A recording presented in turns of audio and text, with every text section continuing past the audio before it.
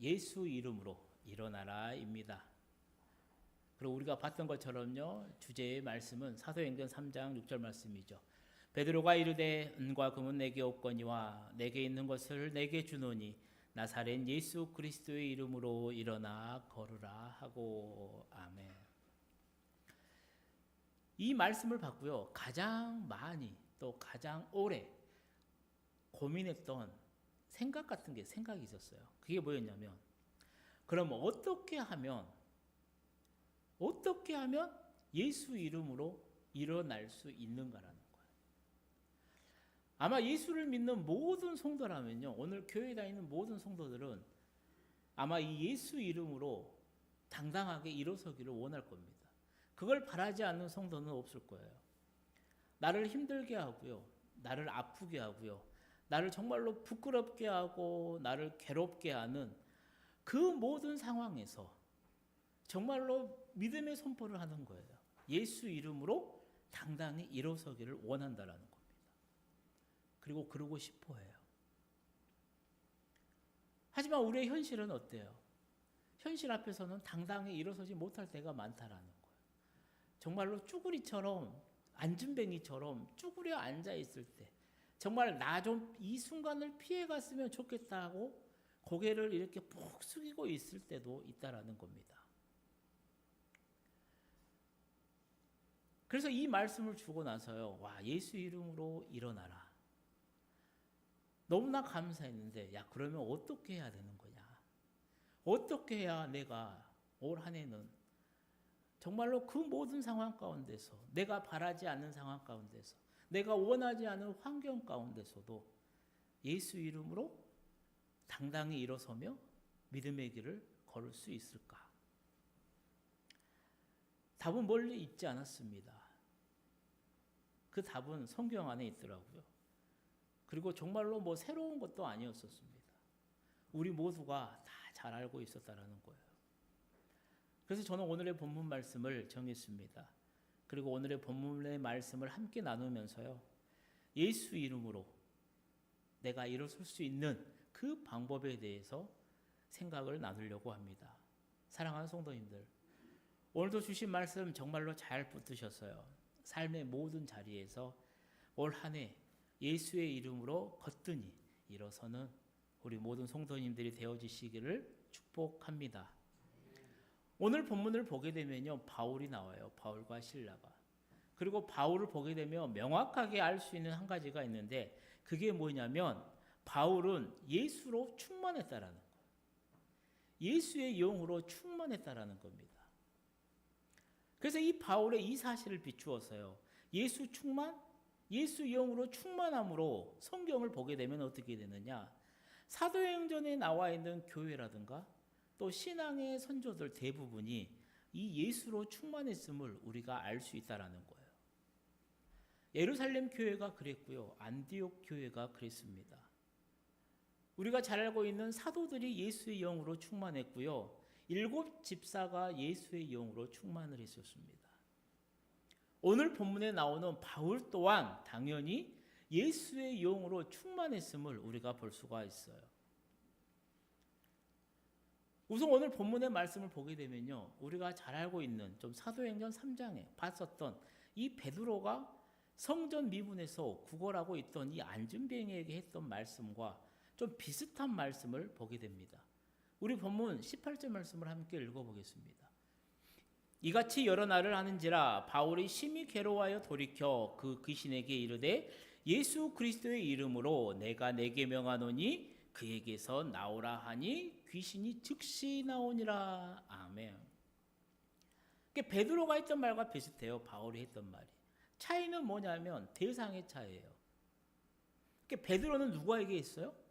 성전 미문에 앉아 구걸하고 있었던 앉은뱅이에게 말을 했어요.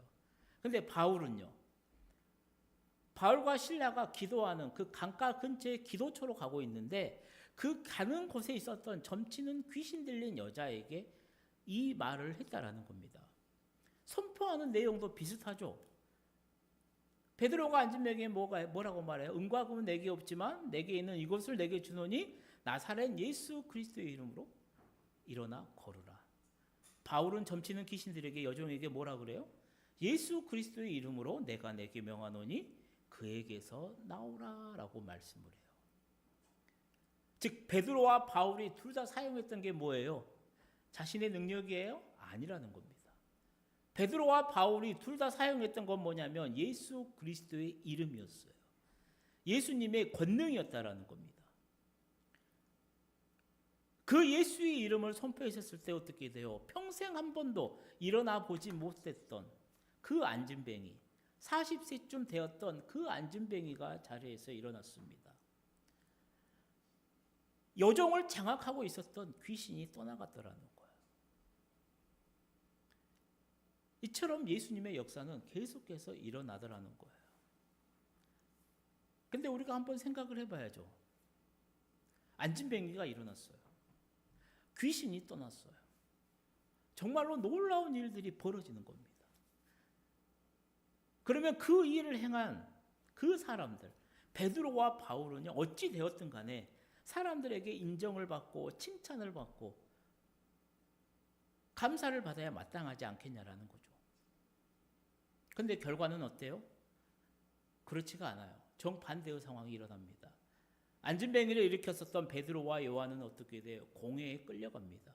그리고 감옥에 갇혀요. 그리고 이 점치는 귀신을 쫓아낸 바울과 실라는 어때요? 오늘 본문을 보게 되면 귀신 들린 이 여종의 많은 주인들에게 고발을 당해요. 그리고 39대의 태형을 맞고요. 감옥에 갇히게 되더라는 겁니다. 하지만 감옥에 갇힌 그들에게 있었어요. 그 모든 것들은 문제가 되지 않았어요. 왜냐하면 이미 그들은 예수로 가득 차여 충만했기 때문이라는 겁니다. 생각을 해보세요. 내가 주의 일을 했어요. 그런데 나에게 엄청난 피해가 왔어요. 정말로 생명의 위협을 당할 정도의 큰 어려움이 닥쳤어요. 그 자리에서 내가 예수님을 찬양할 수 있을까? 내가 교회를 다녔다는 이유만으로 내가 다녀야 되는 직장에서 뭐 이렇게 잘린다거나 아니면 정말로 엄청난 일을 감당해야 됐을 때 우리는 어떻게 해야 될까? 베드로와 바울 다른 일을 한 게 아닙니다. 예수의 이름으로요. 하나님의 일을, 하나님의 역사를 행했어요. 그리고 그들에게 돌아온 것은 감옥으로 갔다라는 겁니다. 근데 그게 그들에게는 문제가 되지 않아요. 베드로는 사내들이 공회 앞에서요. 복음을 증거합니다. 그리고 바울과 실라는 오늘 본문의 말씀처럼 어떻게 해요? 그 감옥 가운데서도 찬송하고 기도했다라고 성경은 이야기하더라는 거예요. 본문 25절 말씀입니다. 한밤중에 바울과 실라가 기도하고 하나님을 찬송하며 제수들이 듣더라. 아멘. 성경은 시간을 말을 해요. 한밤중이래요. 한밤중. 왜 한밤중이었을까? 아마 우리는 생각해 볼 수 있을 거예요. 모르긴 몰라도 바울과 실라가 39대의 매를 태형을 맞았다라는 거예요. 40대를 맞으면 죽는데요. 로마 애들은 그렇게 생각을 했어요. 그래서 정말로 나쁜 놈이면 39대까지를 때려요. 그게 바울이 그 매를 맞는 거예요. 그리고 발에 착고 수갑 같은 것을 채웁니다. 그리고 감옥 안으로 보내요. 아마 바울과 실라는요, 그 매를 맞고요, 정말로 끌려서 아마 감옥으로 들어갔을 거예요. 그리고 감옥에 들어가자마자 어떻게 됐을 것 같아요? 의식을 잃지 않았을까? 그러니까 엄청난 고통을 당했다라는 겁니다. 그런 그들에게 누가 밥을 주었겠어요? 감옥은 당연히 썰렁했겠죠.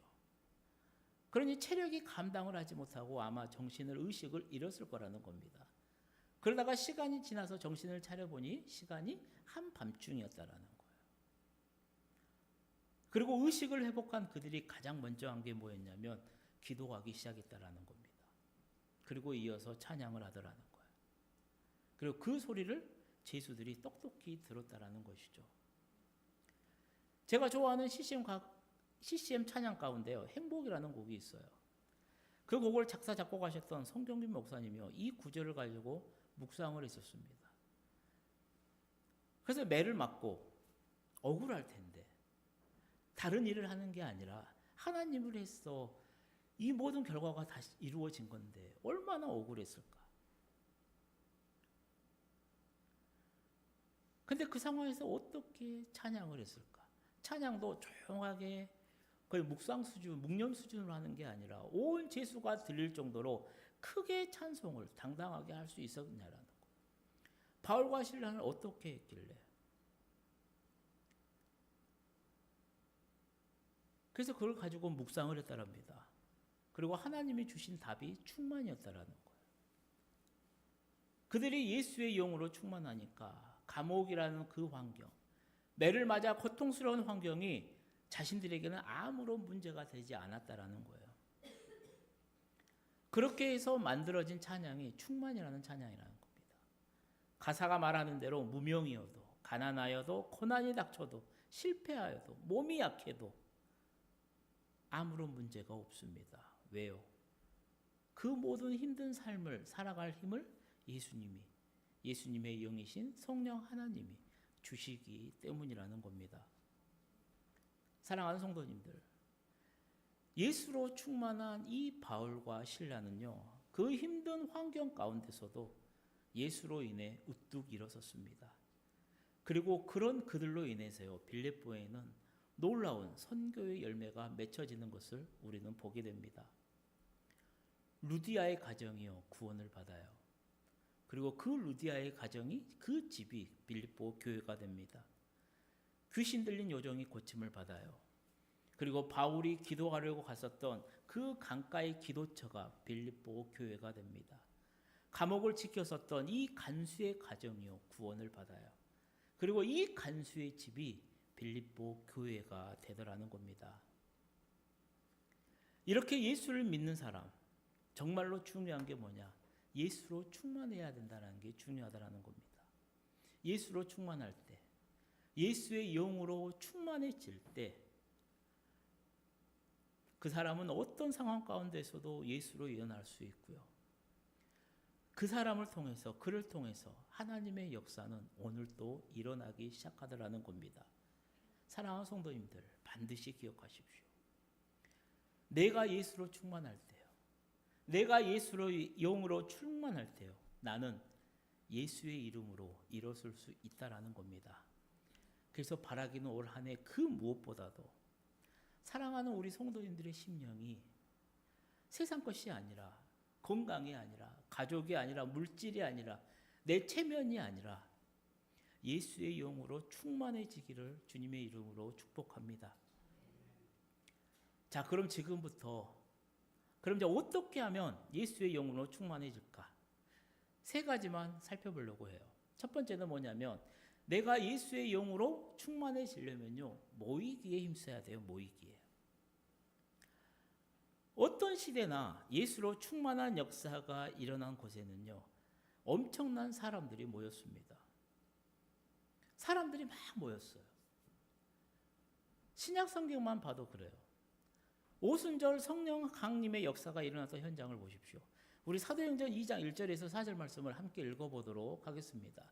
오순절 날이 이미 이름에 그들이 다 같이 한 곳에 모였더니 호련히 하늘로부터 급하고 강한 바람 같은 소리가 있어 그들이 앉은 온 집에 가득하며 마치 불의 혀처럼 갈라지는 것들이 그들에게 보여 각 사람 위에 하나씩 임하여 있더니 그들이 다 성령의 충만함을 받고 성령이 말하게 하심을 따라 다른 언어들로 말하기를 시작하니라. 아멘. 우리가 집중할 게 뭐예요? 1절 말씀이죠. 오순절 날이 이미 이름에 그들이 다 같이 한 곳에 모였더니라는 거예요. 이게 모인 곳이 어디예요? 마가의 다락방입니다. 모인 사람은요, 예수님의 제자를 포함해서 한 120명 정도 되죠. 그리고 모여 있었던 기간은 얼마예요? 10일 동안입니다. 예수님이 승천하셔서 이 오순절까지 10일 동안의 기간입니다. 그들이 함께 모였습니다. 그리고 예수님의 말씀대로 함께 모여서 뭐를 해요? 예배하고 기도했겠죠. 그랬더니 예수님이 보내주신 성령이 그들 모두에게 임했더라는 겁니다. 예루살렘 교회의 모습은 어떨까?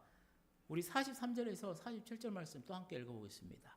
사람마다 두려워하는데 사도들로 말미암아 기사와 표적이 많이 나타나니 믿는 사람이 다 함께 있어 모든 물건을 서로 통용하고 또 재산과 소유를 팔아 각 사람의 필요를 따라 나눠주며 날마다 마음을 같이하여 성전에 모이기를 힘쓰고 집에서 떡을 떼며 기쁨과 순전한 마음으로 음식을 먹고 하나님을 찬미하며 또 온 백성에게 칭송을 받으니 주께서 구원받는 사람을 날마다 더하게 하시니라. 아멘. 예루살렘 교회의 대표적인 특징 가운데가 하나가 뭐였냐면 함께 모였다라는 겁니다. 우리 히브리서 말씀도 함께 읽어보도록 하겠습니다. 서로 돌아보아 사랑과 선행을 격려하며 모이기를 패하는 어떤 사람들의 습관과 같이 하지 말고 오직 권하여 그날이 가까움을 볼수록 더욱 그리하자. 아멘. 우리 예수님 말씀도 함께 읽어보겠습니다. 두세 사람이 내 이름으로 모인 곳에는 나도 그들 중에 있느니라. 아멘. 그렇습니다. 예수로 충만하기 위해 성경이 우리에게 가르쳐주는 방법이 뭐냐면 모여야 된다라는 거예요. 모여야 됩니다. 모여야 돼요. 근데 그냥 모이는 게 아니라 친목하기 위해서, 취미 활동하기 위해서, 밥 먹기 위해서 모이는 것이 아니라 이 모임은 예배하기 위해 모여야 된다라는 겁니다. 즉 예배하기 위해서 예배 자리를 지키려고 노력하고 그 사람들이 모여날수록 우리는 예수의 영으로 충만해지더라는 겁니다. 교회 성장학의 대부였던 이 메가브람 박사가요, 유명한 연구를 막 해요. 그리고 결과가 뭐였냐면 이거래요.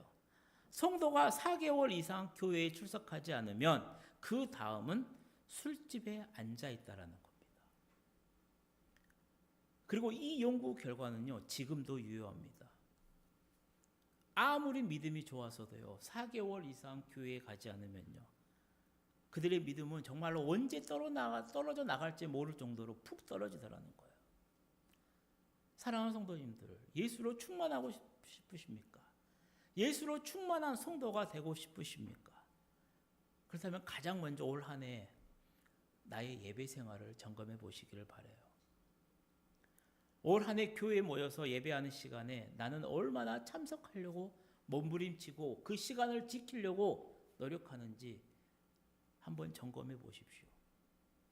옛날 믿음의 선배들은요, 주일 성수를 정말로 내 생명처럼 지켰어요. 그래서 교회에 보이는 곳곳마다 주일 성수를 생명처럼 이 문구를 탁탁탁 붙여놨어요. 그래서 그것을 자주 봐요. 자주 읊어요. 자주 눈에 익습니다. 이유는 하나였어요. 주일 성수를 생명처럼 지키는 게 바로 내 영을 살리는 길이었기 때문이라는 겁니다. 그래서 믿음의 선배들은요, 예배의 자리를 굳건히 지켰습니다. 이제 예수로 충만한 나가 나로 회복되기 위해서요, 오늘부터 이 예배의 자리에 모이는데 힘쓰시는 우리 성도님들 되어주시기를 주님의 이름으로 축복합니다. 두 번째는 뭐냐면요, 말씀을 가까이 해야 돼요. 말씀을.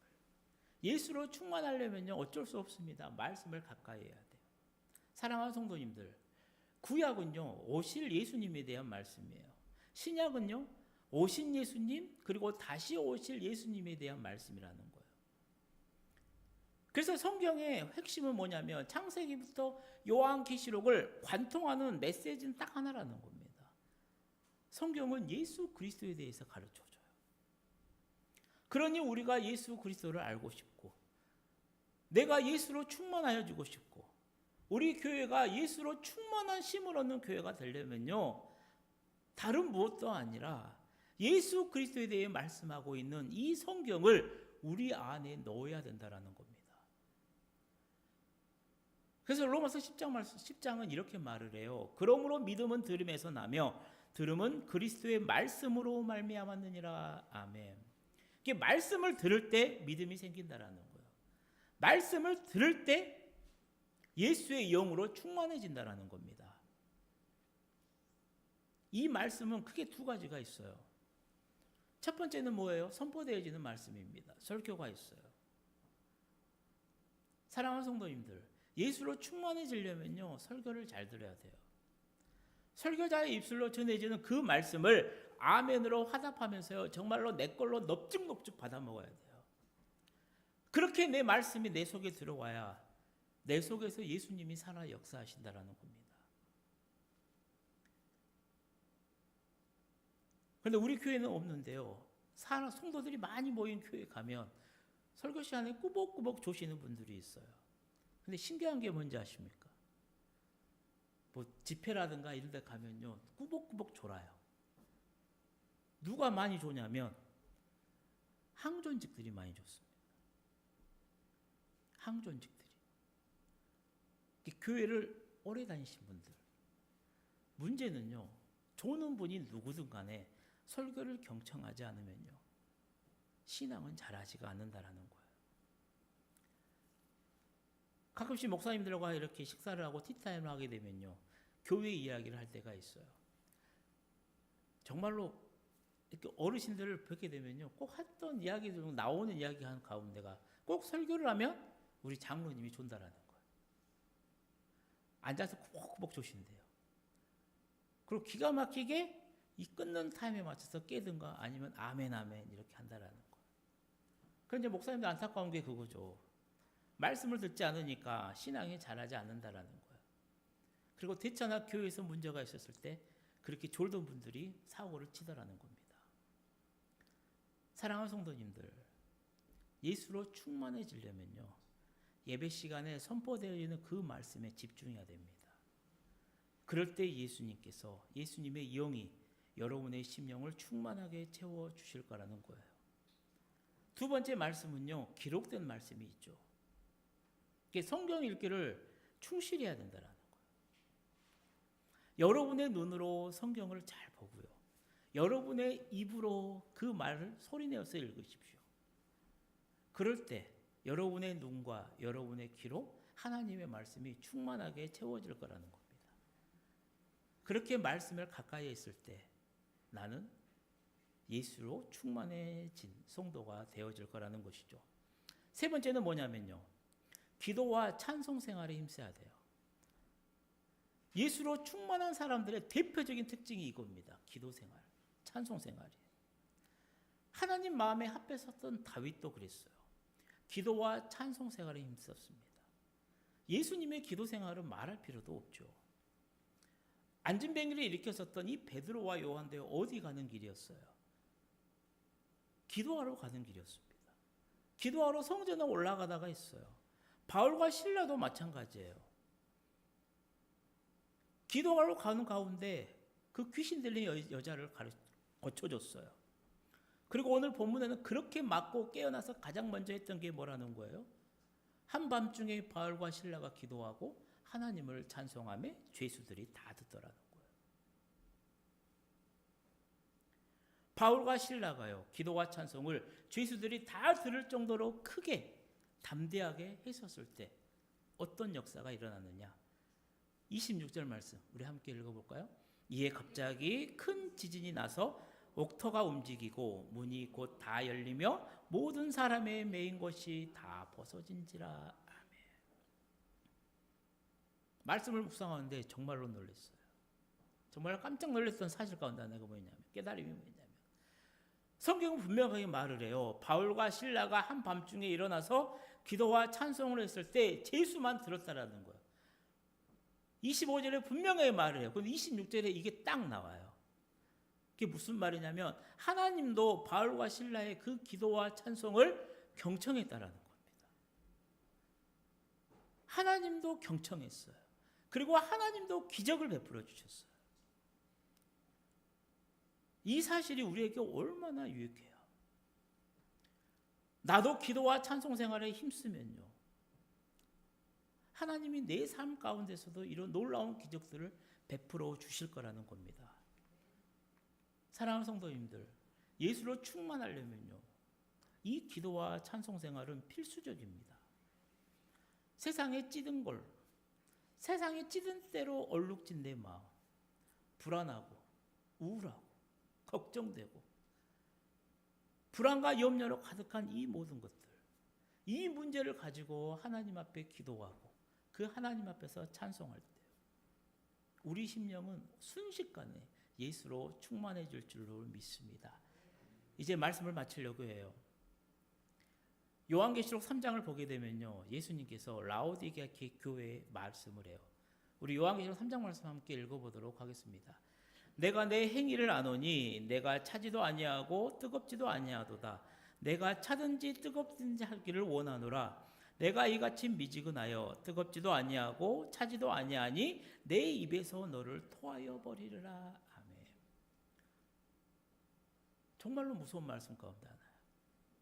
제가 좀 두려워하는 말 가운데 하나입니다. 말씀 가운데. 근데 이 라오디게아 교회의 모습이 오늘 우리의 모습 아니라는 거죠.